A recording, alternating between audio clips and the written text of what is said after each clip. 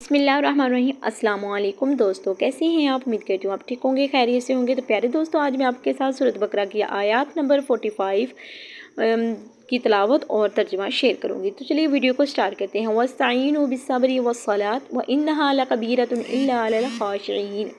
और सब्र और नमाज से मदद चाहो, बेशक नमाज ज़रूर भारी है मगर इन पर नहीं जो दिल से मेरी तरफ झुकते हैं।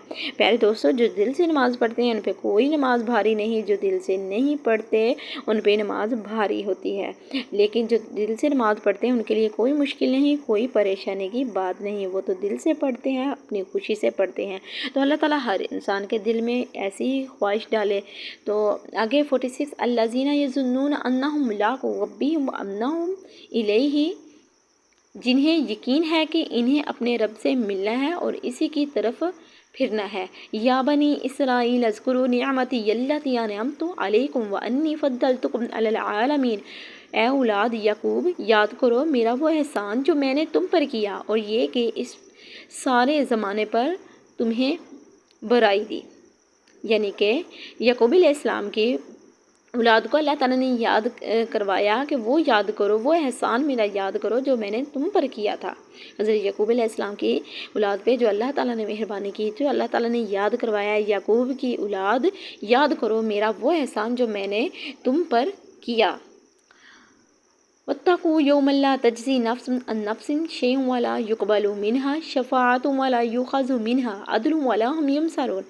और डरो इस दिन से जिस दिन कोई जान दूसरे का बदला ना हो सकेगी और ना काफिर के लिए कोई सिफारिश मानी जाए और ना कुछ लेकर इसकी जान छोड़ी जाए और ना इनकी मदद हो। प्यारे दोस्तों, देखें अल्लाह ताला ने फरमा दिया है कि उनकी जान नहीं छोड़ी जाएगी। काफिरों के लिए सख्त अज़ाब अल्लाह ताला ने तैयार कर रखा है।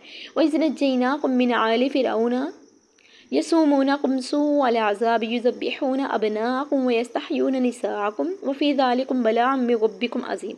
और याद करो जब हमने तुमको फ़िरऔन वालों से निजात बख्शी कि वो तुम पर बड़ा अज़ाब करते थे, तुम्हारे बेटों को ज़िबा करते और तुम्हारी बेटियों को ज़िंदा रखते, और इसमें तुम्हारे रब की तरफ से बड़ी बला थी या बड़ा इनाम।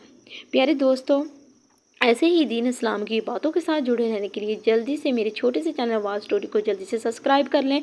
ऐसे ही आपके साथ जो है सूरत बकरा की आगे चंद आयत का तर्जुमा और तिलावत शेयर करूँगी।